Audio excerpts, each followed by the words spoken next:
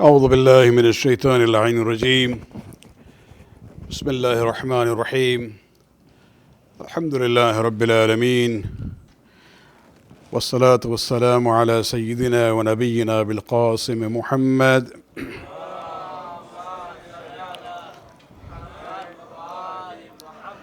وعلى أهل بيته الطيبين الطاهرين المعصومين، واللعنة الدائمة الباقية على أعدائهم من الآن إلى قيام يوم الدين. أما بعد، إنما يريد الله ليذهب عنكم الرجس أهل البيت ويطهركم تطهيرا.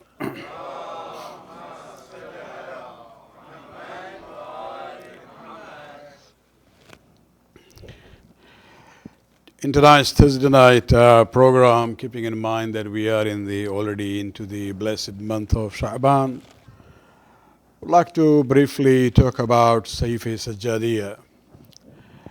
But before that, as a preamble, I talk about this many times, that when we look at the Islamic calendar, if you ask me what is the spiritual season of the Islamic calendar, it actually begins with Rajab, continues with Shabaan, and reaches to the peak in the month of Ramadan. And so these 3 months, basically, as I say, the beginning of the year is not necessarily always with January, for example, in the common calendar. You look at the universities, they don't start in January, just start in September. Although in many other countries, they start with January. They go with the true beginning of the calendar. But, you look at the business people, they have their own beginning and end of their taxation year. So similarly, in the month of in the Islamic calendar, although Muharram is the beginning of the year, but that doesn't mean that, when it comes to the issue of a spiritual season, it actually is the month of Rajab. Even if you pick up Mafatihul Jinan of Sheikh Abbas Qummi, and you will see that this section where he talks about the a'mal of the months, you will see it doesn't start with Muharram. It starts with Rajab, Shabaan, Ramadan, Shawwal, going all the way, and Muharram comes in between there. And that is the reason. Just as, for example, our Imams have said that, Ash-Shata Rabi'ul Mu'min. The winter season is actually this spring season for a mu'min. So although, spring means, good weather, not what we are going through this year, with freezing rain most of the time. But Imam says that the winter season is the spring season for a mu'min. Why? Because you have longer nights.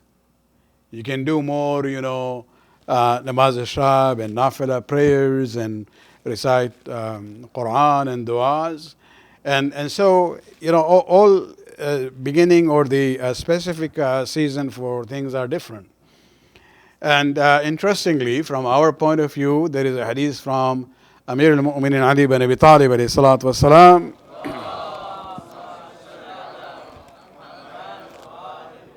in which he says, he talks about Rajab, he says, Rajab is Shahri. Rajab is my month. And Shabaan is Shahr Rasulullah. Shabaan is the month of Rasulullah, and Ramadan is Shahrullah, is the month of Allah subhanahu wa ta'ala. This sequence is very important for us. You go to Ali, then you reach to Rasulullah, and then you reach to Allah subhanahu wa ta'ala. So even it goes in line with our, thinking as far as reaching to Allah subhanahu wa ta'ala is concerned. So Iranian learned there now. Okay. So the point is that we have to maximize the spirituality of this month so that we can be more prepared for the holy month of Ramadan. And one of the things which I thought, even keeping in mind with the wiladas that we celebrated just a few days ago, to talk about more about Sahifa Sajjadiya of Imam Zainul Abidin alayhi salatu wasalam.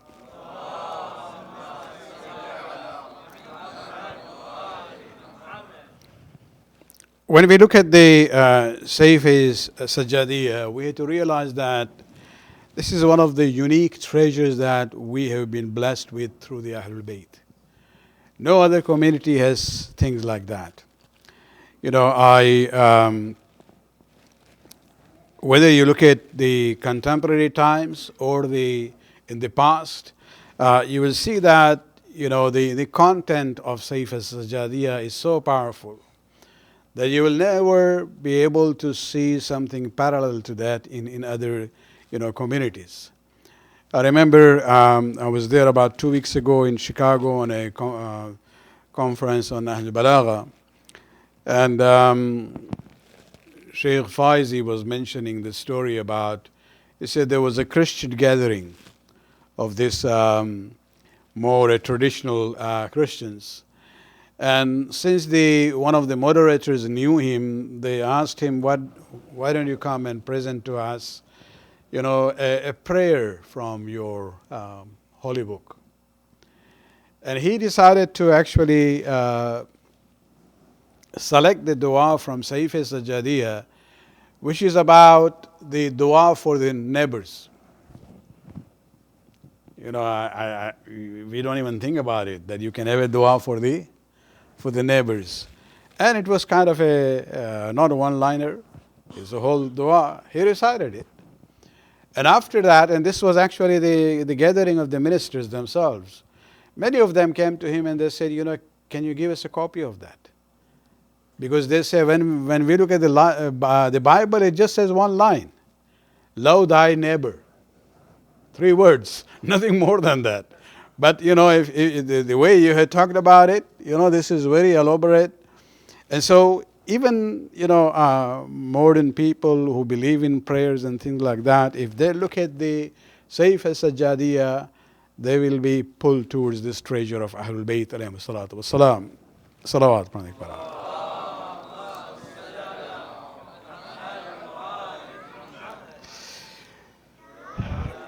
When we look at the importance of this book, alhamdulillah, we have now the translations in all different languages, whether you are a Farsi speaking or Urdu speaking or English, you'll be able to get the translation online. You don't even have to buy the book, although it's worth, keeping your own copy. And the main thing I would say, and I will repeat that, I don't shy away from repeating issues which I believe are important, is that even if you don't go through Sahifa Sajjadiya, make sure you go through the table of contents. So you'll know which kind of du'as are there in this book. You wouldn't need every du'a all the time, of course.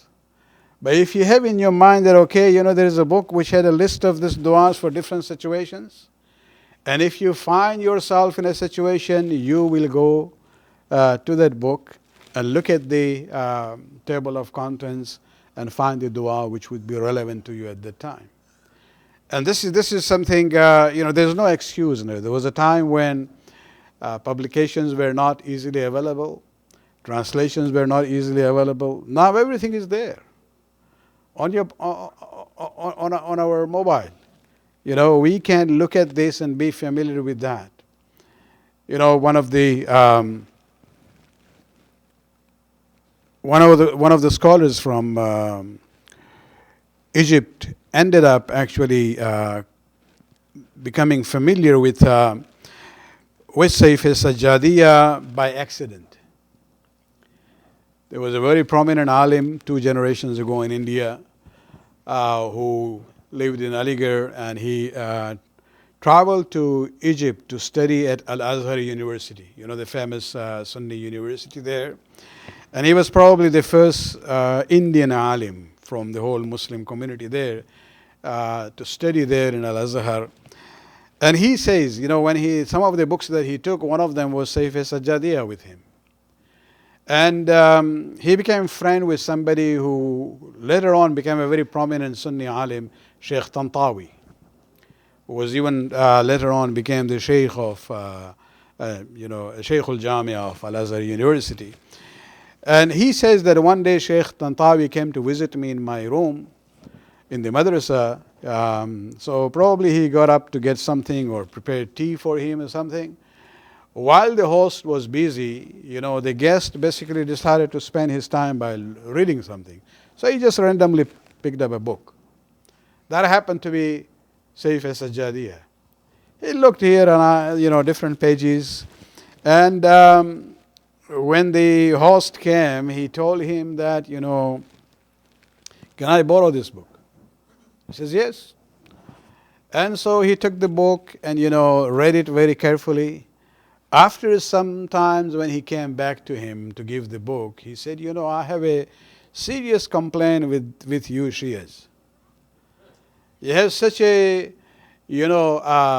precious treasure from the Ahlul Bayt, but you don't share that with us. And Sheikh Tantawi is the first Sunni alim in the contemporary times who ended up writing more than one article about the importance of Sahifa Sajjadiya in the journal of Al-Azhar University. And so this is, just accidentally he came to know about it. And this is where we have to realize. And so I think we have a heavier burden. Accountability on us will be more than a Sunni or a non-Muslim. Because this is something which is at our home. And we don't, use it, or we are not familiar with that. And the way this book has come, probably this is the one of the first, document which was written and survived from the Imams. Nahj al-Balagha is compilation by somebody else of the khutbahs of Ali and the letters and the sayings of Ali. A document from the earliest days which has survived is actually Sahifa Sajjadiya, which was written by the Imam himself. And he gave two copies, one to Imam Muhammad al-Baqir alayhi salatu wassalam,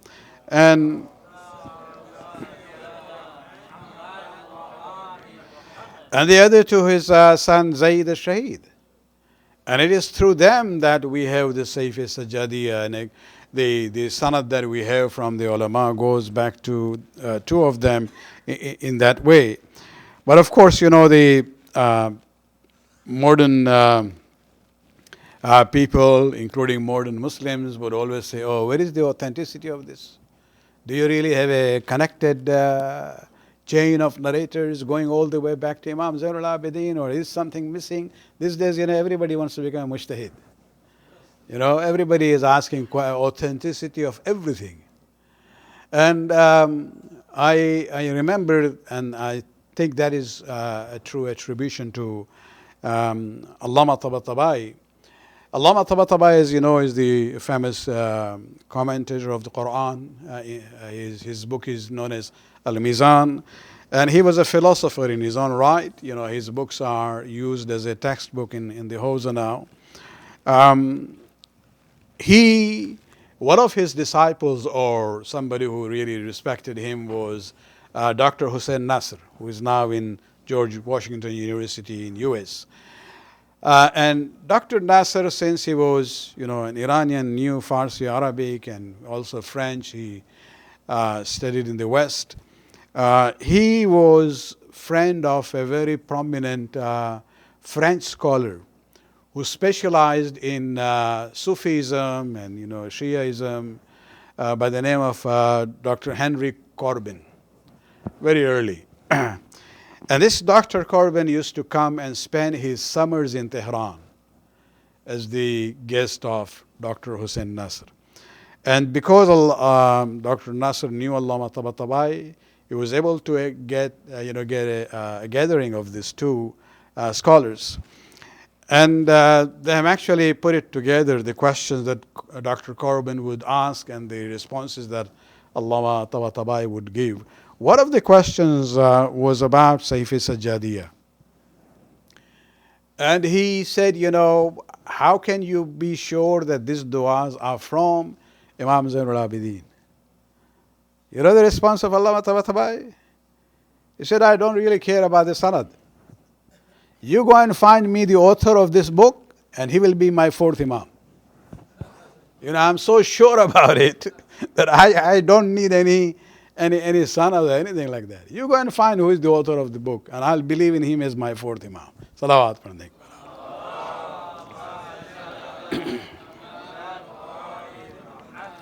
Even, one of the students of Dr. Nasr by the name of Professor William Chittix, who translated Sahifa Sajjadiya in English, he in the preface actually uses the same response of Allama Tabatabai, where he says, whether or not historians accept the text as completely authentic will not change the actual influence which Zainul Abidin and the Sahifa have exercised upon Islam during the centuries. Nor is it likely to change the way they continue to influence practicing Muslims. The real Zainul Abidin is the figure enshrined by the text as it now stands. It's just words of Allah Tabatai, but in a different way. He says, and this is something I would like to, emphasize the point that those who study the ahadith of Ahlul Bayt, and they spend years and years in that, they somehow become familiar with this test of the kalam and the speech of the Ma'sumin. And then when they see a statement or a hadith, they immediately know that this cannot be but the words of the Ma'sum. And that is the basis when we talk about, the du'as that we have from Imam Zainul Abidin in Sahifa Sajjadiya. Salawat.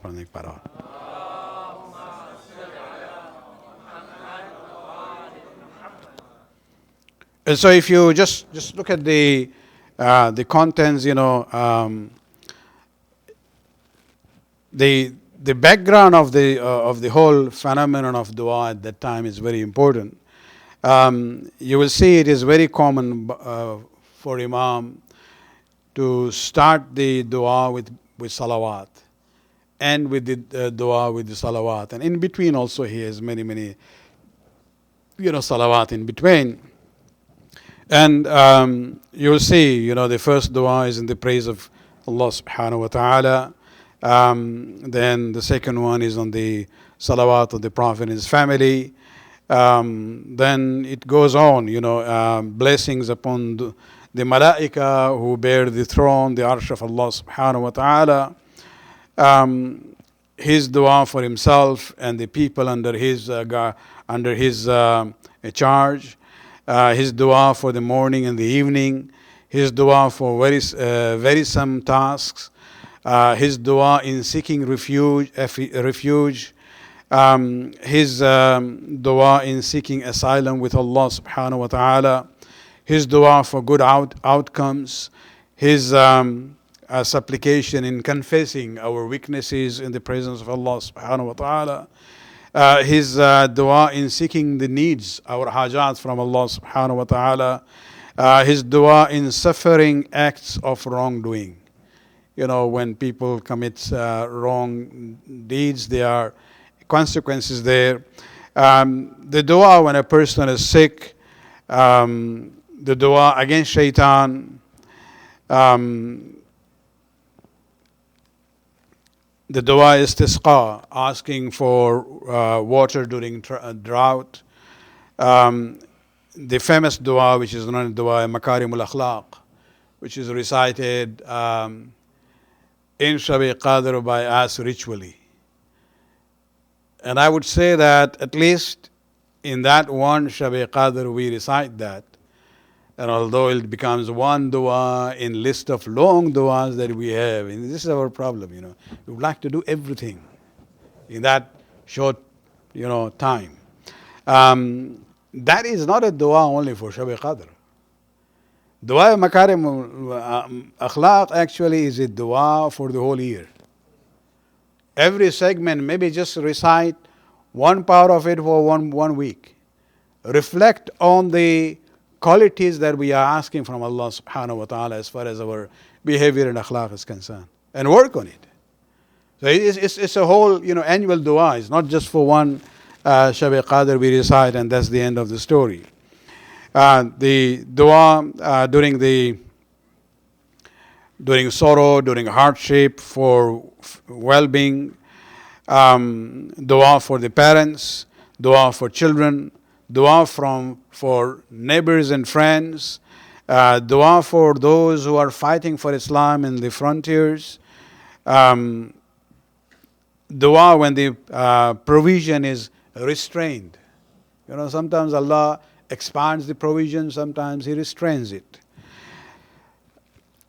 The dua for help in repayment of debts, dua tawbah, dua for repentance.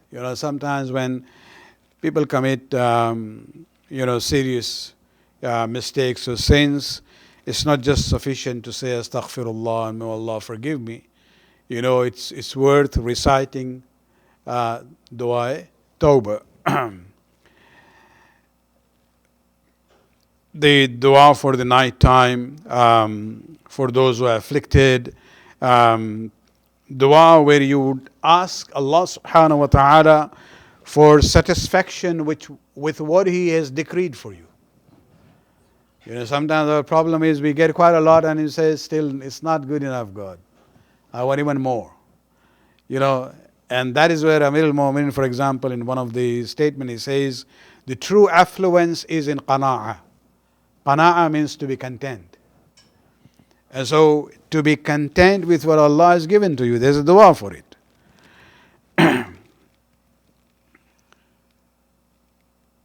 The dua when you hear thunder, dua to thank Allah subhanahu wa ta'ala. Dua shukr. Dua for asking pardon and asking for His mercy. Dua when somebody whose death is mentioned. Dua for covering our weaknesses and protecting our image in the eyes of the people. Dua khatm Quran. When you finish the Quran, there is a dua there. Most of the time you will see in the Quran at the end there is a khatm al-Quran dua, and in some of them from the Shi'i print you will see the dua of the Imam. The dua when you see the new moon.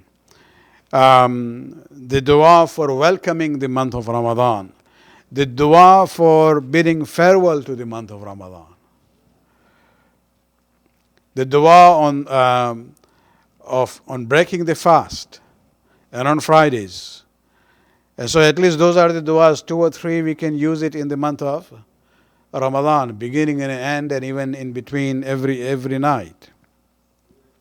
Dua Arafah. We recite normally Dua Arafah of Imam Hussain alayhi salam. But there is another dua also, which is from Imam Zainul Abidin. The dua to repel the enemies who are attacking the Muslim community or the society. When a person feels the fear, sometimes they have this anxiety, and there is a dua for that also. And so in total they are about the dua for removal of worries, 54 duas. This is the main part of the Sahifa Sajjadiya, but then there is also a complementary section of other duas which were not included in the original one, and scholars have later on found those duas in different places, and they put it that as a complement to Sahifa Sajjadiya. Salawat par nek para.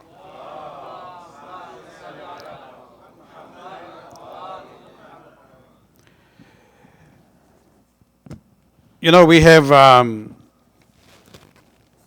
it reminds me of the statement of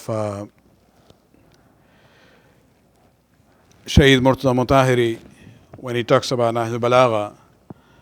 He says, our problem is that we talk about Ali, we talk about his book Nahj al-Balagha, but how much have we implemented that on ourselves? He gives the example of a person when a vendor, is going around on his cart with all these bottles of perfumes.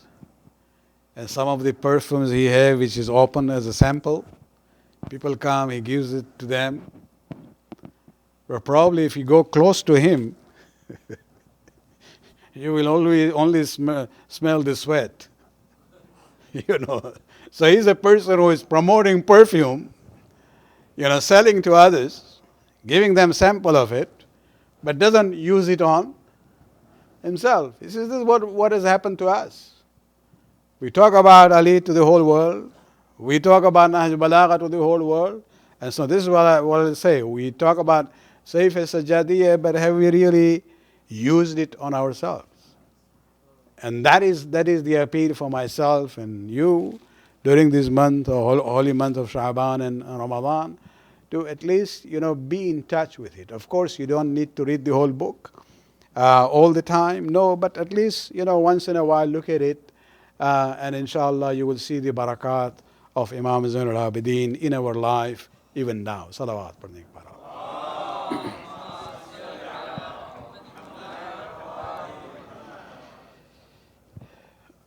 चौथे इमाम ने ये जो दुआओं का सिलसिला शुरू किया था, इसकी एक तारीख़ी वजह है. वाक़यात करबला के बाद शिया कौम बिल्कुल ही kind of on a level of depression पहुँच गई थी. इसलिए कि वाक़यात करबला के बाद you just don't see any hope, anything, everything is gone. और उन हालात में इमाम ज़ैन अलैहिस्सलाम की जो ज़िम्मेदारी थी बहुत ही सख्त थी. यानी किस तरह से कम्युनिटी को यूनाइट किया जाए, दोबारा उनमें ये जज्बा इंस्पिरेशन हो. बट कीपिंग इन माइंड कि गवर्नमेंट भी विजिलेंट है. वाक़यात करबला के बाद इमाम ज़ैन अलआबिदीन को छोड़ नहीं दिया गया था. दे वर सीइंग कि ये क्या कर रहे हैं, because they were still afraid. तो इमाम ने जो तरीक़ा अपनाया था, एक था अज़ादारी का.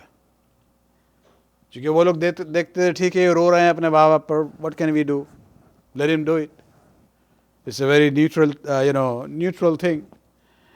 लेकिन वो जो इमाम ने बुनियाद रखी थी अज़ादारी की, that became actually a place of gathering for the community, and gradually it expanded. शुरू में सिर्फ करबला के वाक़यात को बयान किया जाता था. छठे इमाम के ज़माने में आप देखेंगे मरसिया का रिवाज शुरू हुआ. ख़ुद इमाम बुलाते थे कुछ शोरा को अपने घर पे कि तुम बहुत ही अच्छा मरसिया कहते हो, तुम्हारी तारीफ़ सुनी है, हमें सुनना है. एक में है कि छठे इमाम ने उससे कहा कि पढ़ो, तो उसने पढ़ना शुरू किया. इमाम ने कहा इस तरह से नहीं, सुना है कि तुम बड़े एहसास और फीलिंग के साथ पढ़ते हो, उस तरह से रिपीट करो. और पर्दा लगा हुआ था, यानी लगता है कि इमाम हैड दैट अरेंजमेंट देयर, जहाँ घर की औरतें दूसरी तरफ बैठी थी. इसलिए कि जब उसने मरसिया पढ़ना शुरू किया उस तरह, उस अंदाज से, तो न सिर्फ इमाम रो रहे थे, बल्कि ख़वातीन की भी रोने की आवाज़ आ रही थी. एंड ग्रेजुअली ये पूरा सिस्टम जो है आज़ादारी का इवॉल्व इनटू ए मास एजुकेशन. मजलिसें जो हैं वो ज़रिया बन गई कि किस तरह से कम्युनिटी को एजुकेट किया जाए. अब हम इस सिस्टम को यूटिलाइज़ करते हैं सही मानों में या नहीं, दैट्स अ डिफरेंट स्टोरी. लेकिन इमाम ने ये दिया है सिस्टम हम लोगों को, and he started it. This is his legacy, जो हम लोगों के पास अभी तक सदियों तक चली आ रही है, ताकि कम्युनिटी को एक मास एजुकेशन का सिस्टम मिले. और उसके अलावा ये दुआ सिर्फ दुआ नहीं है कि भाई हम अपने रोज़ी के लिए मांग रहे हैं. उस पर खुदावंद आलम की जो तारीफ़ है, द वे ही डिस्क्राइब्स अल्लाह सुब्हानहू व तआला इन डिफरेंट दुआस, वो हिस्से जो हैं दुआ के एक लिहाज से हमारे इंटेलेक्चुअल लेवल को, इल्मी लेवल को, अक़ीदे के लेवल को बढ़ाता है. तो इमाम दुआ के ज़रिए कम्युनिटी को बता रहे हैं कि भाई हमारी नज़र में खुदा क्या है. तो लेक्चर नहीं दे सकते थे, لیکن دعاؤں کے ذریعے اور اس میں کس طرح سے خداوند عالم سے بات کی جائے. تو یہ سب چیزیں ہیں جو ہمارے پاس آئی ہیں، اور یقیناً خداوند عالم یہ سوال کرے گا کہ ہم نے تمہیں سب کچھ دیا تھا، تم نے اسے استعمال کیا یا نہیں کیا. تو یہ وہ میراث ہے، جو لیگیسی ہے، جو ہمیں ائمہ سے ملی ہے، اور ہمیں کوشش کرنی چاہیے کہ اس کو ہم صحیح معنوں میں اپنی زندگی پر استعمال کریں. امام کی کامیابی کے لیے بس صرف ایک جملہ ہم کہنا چاہیں گے مجلس کو ختم کرنے سے پہلے، کہ ایک بنو امیہ کا ایک شخص تھا. واقعات کربلا کے بعد امام سے ملاقات تو نہیں کی تھی، لیکن غالباً روڈ پہ ہی گزر ہوا، تو ٹونٹنگ کے انداز میں وہ امام سے کہتا ہے کہ علی بن الحسین یہ بتاؤ کہ اب وکٹری کس کی ہوئی، یعنی ہو واز وکٹوریس ناؤ، جو کہ آپ کے پورے خاندان تو ختم کر دیا گیا. تو امام نے جو جواب دیا ہے، ہم لوگ سمجھتے ہیں کبھی کبھی امام جو ہیں بہت ہی ضعیف تھے، کمزور تھے، لیکن نہیں، امام سامنے والے کو دیکھ کر بات کرتے ہیں. جو کہ وہ شخص جو ہے اناد کی بنیاد پر، دشمنی کی بنیاد پر، بغض کی بنیاد پر یہ جملہ اس نے کہا تھا کہ اب یہ بتائیے اب جیتا کون ہے. تو امام نے کہا کہ تھوڑی دیر میں انتظار کر لو، جب اذان ہوگی تو دیکھو گے کہ اذان میں میرے جد کا نام آتا ہے، محمد رسول اللہ کا نام آتا ہے، تمہارے بزرگوں کا نام نہیں آتا ہے. تمہیں اندازہ ہو جائے گا کہ جیت جو ہے وہ کس کی ہے. تو یہ قربانیاں ہیں، اور یہ برکت ہے خداوند عالم کی کہ دشمن نے ختم کرنا چاہا، لیکن خدا نے اپنے نور کو محفوظ رکھا ہے. لیکن جس انداز سے امام زین العابدین نے اپنی امامت اور اپنی لیڈرشپ کا رول ادا کیا ہے، آسان نہیں تھا. ہمارے ائمہ میں تنہا امام ہے جس کی امامت کی پہلی گھڑی جو ہے قید اور اسارت میں ہے. پہلا امام ہے کہ جس کا پہلا دن جو ہے ہتھکڑیوں میں ہے. ہاں، امام موسیٰ کاظم علیہ السلام کی شہادت ہوئی ہے جب وہ زنجیر میں تھے، لیکن امامت کا آغاز کسی کا نہیں ہوا ہے اس عنوان سے جس طرح سے امام زین العابدین کا ہوا ہے. لیکن اس کے باوجود بھی اس سلسلے ازا کو جو اس کی بنیاد رکھی ہے، ایک صحابی نے جو کہا تھا کہ مولا آپ کب تک یاد کریں گے، کب تک آپ یاد کریں گے، جس پر امام نے کہا تھا کہ میری نظروں کے سامنے میرے گھر والوں کے تقریباً 18 افراد ایک دن میں قتل کر دیے جاتے ہیں، ہم کس طرح سے بھول سکتے ہیں. جس پر اس صحابی نے امام کا غالباً وہ جملہ ریپیٹ کیا ہے جو ابن زیاد کے سامنے امام نے کہا تھا کہ کیا تجھے نہیں معلوم ہے کہ شہید ہونا اللہ کی راہ میں ہماری عادت بن چکی ہے. تو اس نے کہا کہ مولا جب آپ کی عادت بن چکی ہے تو اس میں پھر یاد کرنا کیا ہے. جس پر امام نے کہا تھا کہ تم نے ہمارے ساتھ انصاف نہیں کیا ہے. یعقوب کے کتنے بیٹے تھے، ایک صرف غائب ہو گیا تھا، لیکن قرآن میں ہے کہ اتنا روئے کہ ان کی چشم بینائی جو ہے وہ ختم ہو جاتی ہے. ہمارے نظروں کے سامنے سب شہید ہوئے ہیں، ہم ان چیزوں کو بھول نہیں سکتے ہیں. جس پر آخر میں امام نے کہا تھا کہ دیکھو ہم یہ سب کچھ بھول سکتے ہیں ضرور، تم کہتے ہو کہ یہ ہمارے خاندان کی عادت بن چکی ہے، لیکن یہ بتاؤ کہ ہمارے اہل حرم کی چادروں کا لوٹا جانا، ان کو اسیر اور قیدی بنانا، یہ کس عنوان سے ہے کہ جو ہم جس کو ہم بھول سکتے ہیں. اور اس لیے امام سے جب بھی پوچھا گیا کہ مولا سب سے مشکل مرحلہ کیا تھا، امام نے عاشور کا ذکر نہیں کیا ہے، شام غریباں کا ذکر نہیں کیا ہے، اصغر و اکبر کی شہادت کا ذکر نہیں کیا ہے، حسین کے لاش کی پامالی کا ذکر نہیں کیا ہے، بلکہ 3 بار یہی کہا ہے کہ الشام الشام الشام. وہ اپنے لیے نہیں کہا ہے، بلکہ کہا ہے کہ کس طرح سے میری ماں بہن اور پھوپھیوں کی بے حرمتی ہوتی ہے. اس مجمع عام میں جس طرح سے لوگ تالیاں بجا رہے تھے، پتھروں سے وار کرتے تھے اور ان کی تشہیر ہو رہی تھی۔ الا لعنۃ اللہ القوم الظالمین سیعلم الذین ظلموا ای منقلب ینقلبون۔ خداوند اس خلیل بات قبول فرما، ہمارے گناہوں کو معاف کر، ہمارے توفیقات میں اضافہ فرما۔ خداوندہ ہمیں توفیق دے کہ صحیح معنوں میں محمد آل محمد کی تعلیمات سے وابستہ رہیں، اسے سمجھیں اور اس پر عمل کر سکیں۔ خداوند شیعان علی کو اپنے حفظ امان میں رکھ، تکفیری افواج کی تمام صلاحیتوں کو نیست و نابود فرما، امام کے ظہور میں تاجل فرما۔ ربنا تقبل منا انک انت السمیع العلیم۔